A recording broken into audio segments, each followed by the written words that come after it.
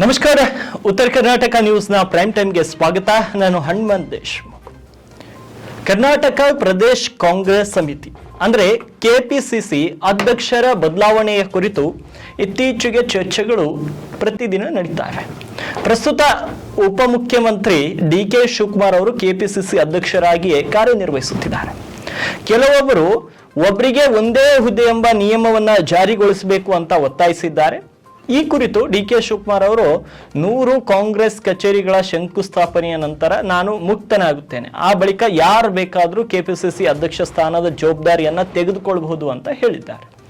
ಇದಕ್ಕೂ ಮುನ್ನ ಎಐಸಿಸಿ ಅಧ್ಯಕ್ಷ ಮಲ್ಲಿಕಾರ್ಜುನ್ ಖರ್ಗೆ ಅವರು ಇತರೆ ರಾಜ್ಯಗಳಲ್ಲಿ ಪಿಸಿಸಿ ಅಧ್ಯಕ್ಷರನ್ನ ಬದಲಾವಣೆ ಮಾಡಲಾಗಿದೆ, ಕರ್ನಾಟಕದಲ್ಲೂ ಶೀಘ್ರದಲ್ಲೇ ಬದಲಾವಣೆ ಆಗಬಹುದು ಎನ್ನುವ ಒಂದು ಸುಳಿವನ್ನ ಕೊಟ್ಟಿದ್ರು. ಆದರೆ ಖರ್ಗೆ ಅವರ ನಂತರದಲ್ಲಿ ಕರ್ನಾಟಕದಲ್ಲಿ ಕೆಪಿಸಿಸಿ ಅಧ್ಯಕ್ಷರ ಬದಲಾವಣೆಯ ಬಗ್ಗೆ ನಾನು ಮಾತನಾಡಿಲ್ಲ ಅಂತ ಅವರು ಸ್ಪಷ್ಟಪಡಿಸಿದ್ರು. ಇನ್ನು ಕರ್ನಾಟಕ ಪ್ರದೇಶ್ ಕಾಂಗ್ರೆಸ್ ಸಮಿತಿ ಅಧ್ಯಕ್ಷರ ಬದಲಾವಣೆ ಕುರಿತು ಇತ್ತೀಚೆಗಷ್ಟೇ ಚರ್ಚೆಗಳು ನಡೆಯುತ್ತಿವೆ. ಪ್ರಸ್ತುತ ಉಪಮುಖ್ಯಮಂತ್ರಿ ಡಿ.ಕೆ. ಶಿವಕುಮಾರ್ ಅವರು ಕೆಪಿಸಿಸಿ ಅಧ್ಯಕ್ಷರಾಗಿ ಅವರು ಮುಂದುವರೆದಿದ್ದಾರೆ. ಆದರೆ ಬದಲಾವಣೆಯ ದಿಕ್ಕಿನಲ್ಲಿ ಬದಲಾವಣೆ ಆಗಬೇಕು ಅಂತ ಅನೇಕ ನಾಯಕರು ಪಟ್ಟು ಹಿಡಿದಿದ್ದಾರೆ. ಯಾಕೆಂದ್ರೆ ಈಗಾಗಲೇ ಹಲವು ಸಮುದಾಯದ ಜನರು ಆ ಒಂದು ಸ್ಥಾನದ ಮೇಲೆ ಕಣ್ಣನ್ನ ಇಟ್ಟಿದ್ರು. ಆದರೆ ಎಲ್ಲರಿಗೂ ಕೂಡ ಈಗ ಸತೀಶ್ ಜಾರಕಿಹೊಳಿ ಇರ್ಬೋದು, ಕೆ.ಎನ್. ರಾಜಣ್ಣ ಇರ್ಬೋದು, ಈಶ್ವರ್ ಖಂಡ್ರೆ ಇರ್ಬೋದು, ಸಾಕಷ್ಟು ಜನರು ಆ ಒಂದು ಸ್ಥಾನದ ಮೇಲೆ ಕಣ್ಣನ್ನ ಇಟ್ಟಿದ್ರು. ಆದ್ರೆ ಬಹುತೇಕವಾಗಿ ಯಾರಿಗೂ ಕೂಡ ಅಷ್ಟು ಸುಲಭವಾಗಿ ಆ ಒಂದು ಸ್ಥಾನ ಒಲಿದಿದ್ದಿಲ್ಲ. ಆದ್ರೆ ಮೊನ್ನೆ ರಾಜ್ಯದ ಅರಣ್ಯ ಖಾತೆ ಸಚಿವರಾಗಿರುವಂತಹ ಈಶ್ವರ್ ಖಂಡ್ರೆ ಅವರು ದೆಹಲಿ ಪ್ರವಾಸವನ್ನ ಕೈಗೊಂಡಿದ್ರು ತಮ್ಮ ಪುತ್ರ ಸಂಸದ ಸಾಗರ್ ಖಂಡ್ರೆ ಜೊತೆ. ಅವತ್ತು ಕೆ.ಸಿ. ವೇಣುಗೋಪಾಲ್ ಅವರು ಕಾಂಗ್ರೆಸ್ ಪಕ್ಷದ ಪ್ರಧಾನ ಕಾರ್ಯದರ್ಶಿಗಳು, ಅದೇ ರೀತಿ ಮಲ್ಲಿಕಾರ್ಜುನ್ ಖರ್ಗೆ ರಾಷ್ಟ್ರೀಯ ಕಾಂಗ್ರೆಸ್ ಪಕ್ಷದ ಅಧ್ಯಕ್ಷರು, ಇವರಿಬ್ಬರನ್ನ ಭೇಟಿಯಾಗಿದ್ದಾರೆ. ಆದ್ರೆ ಆ ಭೇಟಿ ಅಧ್ಯಕ್ಷಗಿರಿ ಬದಲಾವಣೆಯ ಭೇಟಿ ಅನ್ನೋ ಬಗ್ಗೆ ಯಾರು ಕೂಡ ಮಾಹಿತಿಯನ್ನ ಕೊಟ್ಟಿಲ್ಲ. ಆದ್ರೆ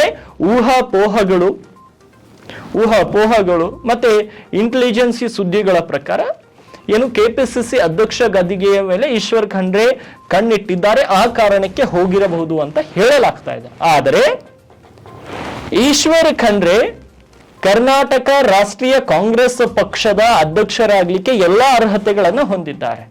ಇಲ್ಲಿ ಊಹಾಪೋಹದ ಮಾತುಗಳು ಬೇಡ. ಅವರು ಅರ್ಹತೆಗಳನ್ನ ಹೊಂದಿದ್ದಾರೆ. ಅರ್ಹತೆ ಇರುವ ವ್ಯಕ್ತಿಗೆ ಯಾವುದೇ ಸ್ಥಾನ ಸಿಕ್ಕರೂ ಅದನ್ನ ಅವರು ಸರಿಯಾಗಿ ನಡೆಸ್ಕೊಂಡು ಹೋದ್ರೆ ಮುಗೀತು. ಅರ್ಹ ವ್ಯಕ್ತಿಗೆ ಅರ್ಹ ಸ್ಥಾನ ಸಿಗಬೇಕು. ಇವತ್ತು ಸಿಗಲಿಲ್ಲ ಅಂದ್ರೆ ನಾಳೆ ಆದರೂ ಸಿಗಬೇಕು. ಆದ್ರೆ ಕರ್ನಾಟಕದಲ್ಲಿ ಈ ಬಾರಿ ಕೆಪಿಸಿಸಿ ಅಧ್ಯಕ್ಷ ಸ್ಥಾನದ ಪೈಪೋಟಿಯಲ್ಲಿ ನಂಬರ್ 1 ಹೆಸರು ಯಾರ್ದಾದ್ರೂ ಇದೆ, ಅದು ಈಶ್ವರ್ ಖಂಡ್ರೆ. ಯಾಕೆ ಈಶ್ವರ್ ಖಂಡ್ರೆ ಅಂತ ಬಹುತೇಕರು ಕಾಮನ್ ಆಗಿ ಒಂದು ಪ್ರಶ್ನೆ ಬರುತ್ತೆ. ಈಶ್ವರ್ ಖಂಡ್ರೆ ಅವರೇ ಯಾಕ್ರಿ ಕೆಪಿಸಿಸಿ ಅಧ್ಯಕ್ಷರಾಗಬೇಕು? ಯಾಕೆ ಈಶ್ವರ್ ಖಂಡ್ರೆ ಆಗ್ಬೇಕಂದ್ರೆ ಈಶ್ವರ್ ಖಂಡ್ರೆ ಕಾರ್ಯಾಧ್ಯಕ್ಷರಾಗಿ ಕೆಲಸ ಮಾಡಿದಂತ ಅನುಭವವಿದೆ.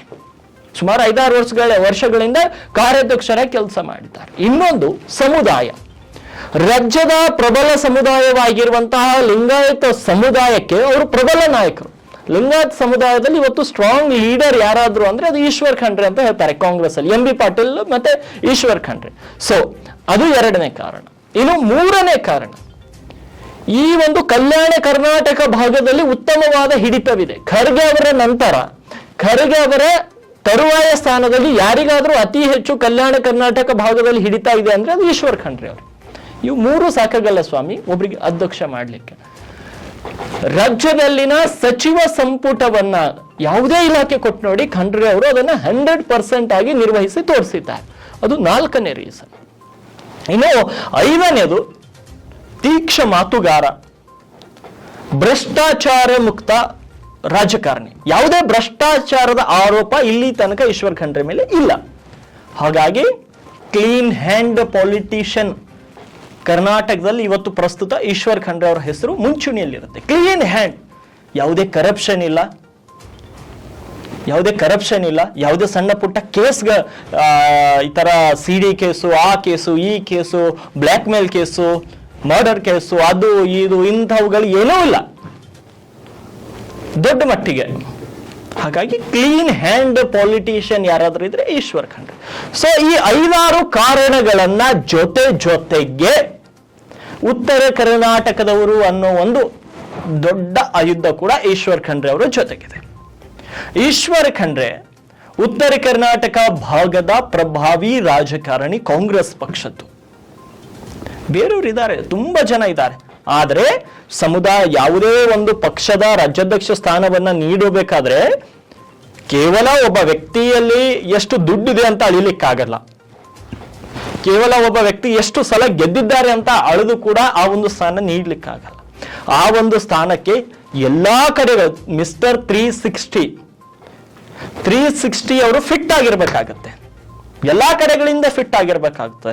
ಹಣಬಲದಿಂದ ಫಿಟ್ ಆಗಿರ್ಬೇಕಾಗುತ್ತೆ, ಜನರನ್ನ ಸೇರಿಸುವಂತಹ ಕೆಪಾಸಿಟಿ ಇರಬೇಕಾಗುತ್ತೆ, ವಿರೋಧ ಪಕ್ಷದವರನ್ನ ನಡುಗಿಸುವಂತಹ ಕೆಪಾಸಿಟಿ ಇರಬೇಕಾಗುತ್ತೆ, ತೀಕ್ಷ್ಣ ಮಾತುಗಾರರಾಗಿರ್ಬೇಕಾಗುತ್ತೆ, ಒಂದು ಸಮುದಾಯದ ಬೆಂಬಲ ಬೇಕಾಗುತ್ತೆ, ಎಕ್ಸ್ಪೀರಿಯನ್ಸ್ ಕ್ಯಾಂಡಿಡೇಟ್ ಬೇಕಾಗುತ್ತೆ. ಇವೆಲ್ಲವುಗಳು ಯಾರಿಗಿದೆ ಉತ್ತರ ಕರ್ನಾಟಕದಲ್ಲಿ ಅಂದ್ರೆ ಈಶ್ವರ್ ಖಂಡ್ರೆಗಿದೆ. ಸೊ ಹಂಗಾಗಿ ಈಶ್ವರ್ ಖಂಡ್ರೆ ಅವರ ಹೆಸರು ಕೆಪಿಸಿಸಿ ಅಧ್ಯಕ್ಷಗಿರಿಯ ರೇಸ್ ನಲ್ಲಿ ಫಸ್ಟ್ ಇದೆ. ಸೊ ಅವರಿಗೆ ಬಹುತೇಕವಾಗಿ ಸಿಗಬಹುದು ಅನ್ನೋದು ನಮ್ಮ ಇಂಟೆಲಿಜೆನ್ಸಿ. ಆದ್ರೆ ಅದು ಅವರ ಹೈಕಮಾಂಡ್ಗೆ ಬಿಟ್ಟಿದ್ದು. ಅವರ ಹೈಕಮಾಂಡ್ನ ನಾಯಕರು ಏನ್ ನಿರ್ಧಾರ ಮಾಡ್ತಾರೋ ಕಾಂಗ್ರೆಸ್ನ ನಾಯಕರು ಅದನ್ನ ಪಾಲನೆ ಮಾಡ್ತಾರೆ. ಹಾಗಾಗಿ ಇವೆಲ್ಲವೂ ನಡೀತಾ ಇದೆ. ಮತ್ತೆ KN ರಾಜಣ್ಣ ಇರ್ಬೋದು, ಸತೀಶ್ ಜಾರಕಿಹೊಳಿ ಇರ್ಬೋದು, ದಿನೇಶ್ ಗುಂಡೂರಾವ್ ಹೇಳಿದ್ರು ಈ ಕೆಪಿಸಿಸಿ ಅಧ್ಯಕ್ಷ ಸ್ಥಾನ ಪರ್ಮನೆಂಟ್ ಪೋಸ್ಟ್ ಅಲ್ಲ, ಇದು ಒಂದು ಸಲ ಬಂದ್ರೆ 60 ವರ್ಷ ತನಕ ನಾನು ಕೆಲಸ ಮಾಡ್ತೀನಿ ಅನ್ನೋಕೆ ಇದೊಂದು ಸರ್ಕಾರಿ ಪೋಸ್ಟ್ ಅಲ್ಲ, ಇದನ್ನು ಪರ್ಮನೆಂಟ್ ಪೋಸ್ಟ್ ಅಲ್ಲ ಅಂತ ದಿನೇಶ್ ಗುಂಡೂರಾವ್ ಅವರು ಕೂಡ ಹೇಳಿದ್ದಾರೆ. ಅಂದ್ರೆ ಸರ್ಕಾರಿ ನೌಕರಿ ಅಂತ ಹೇಳಿಲ್ಲ, ಆದ್ರೆ ಪರ್ಮನೆಂಟ್ ಪೋಸ್ಟ್ ಅಲ್ಲ ಇದು ಅಂತ ಹೇಳಿದ್ದಾರೆ. ಹಾಗಾಗಿ ಬದಲಾವಣೆಯ ಚರ್ಚೆ ತಾರಕಕ್ಕೇರುತ್ತಿದೆ. ಇಂತಹ ಸಂದರ್ಭದಲ್ಲಿ ಉತ್ತರ ಕರ್ನಾಟಕ ಭಾಗಕ್ಕೆ ಈಗಿನ ಸರ್ಕಾರ ಮಾಡಿದ ಅನ್ಯಾಯವನ್ನು ಸರಿದೂಗಿಸಿಕೊಳ್ಳಿಕ್ಕೆ ಒಂದು ಅವಕಾಶವನ್ನು ಕೊಟ್ಟಂಗಾಗುತ್ತೆ.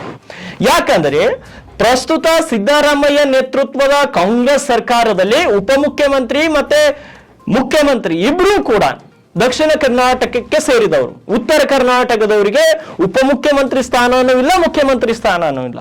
ಅದೇ ರೀತಿ ಕೆಪಿಸಿಸಿ ಅಧ್ಯಕ್ಷಗಿರಿಯ ಸ್ಥಾನವೂ ಇಲ್ಲ. ಈ ಮೂರು ಮಹತ್ವದ ಹುದ್ದೆಗಳು ಎಲ್ಲವೂ ಅವರು ಆ ಭಾಗದವರಿಗೆ ನೀಡಿದಾಗ ಉತ್ತರ ಕರ್ನಾಟಕ ಭಾಗಕ್ಕೂ ಕೂಡ ನ್ಯಾಯವನ್ನು ಕೊಡಬೇಕಾದ್ರೆ ಈ ಕೆಪಿಸಿಸಿ ಅಧ್ಯಕ್ಷಗಿರಿಯ ಗಾದಿಗಾದ್ರೂ ಈ ಭಾಗದ ರಾಜಕಾರಣಿಯನ್ನ ಆಯ್ಕೆ ಮಾಡಿದ್ರೆ ಸೂಕ್ತ. ಅದರಲ್ಲಿ ವಿಶೇಷವಾಗಿ ಈಶ್ವರ್ ಖಂಡ್ರೆಗೆ ಆಯ್ಕೆ ಮಾಡಿದ್ರೆ ಸಾಕಷ್ಟು ಸೂಕ್ತ ಅಂತ ಇದು ಈ ಭಾಗದ ಜನರ ಅಭಿಪ್ರಾಯವಾಗಿದೆ. ಸೊ ನೋಡ್ಬೇಕು ಏನ್ ಆಗುತ್ತೆ ಅನ್ನೋದು. ಸಾಕಷ್ಟು ಚರ್ಚೆ ನಡೀತಾ ಇದೆ. ಆದ್ರೆ ಇಲ್ಲಿ ತನಕ ಈಶ್ವರ್ ಖಂಡ್ರೆ ಕೂಡ ಇದ್ರ ಬಗ್ಗೆ ಓಪನ್ ಆಗಿ ಎಲ್ಲೂ ಮಾತನಾಡಿಲ್ಲ. ಆದ್ರೆ ಅವರು ಆ ಒಂದು ಸ್ಥಾನಕ್ಕೆ ಎಲ್ಲ ಅರ್ಹತೆಗಳನ್ನ ಹೊಂದಿದ್ದಾರೆ. ನೋಡ್ಬೇಕು ಏನ್ ಆಗುತ್ತೆ ಅನ್ನೋ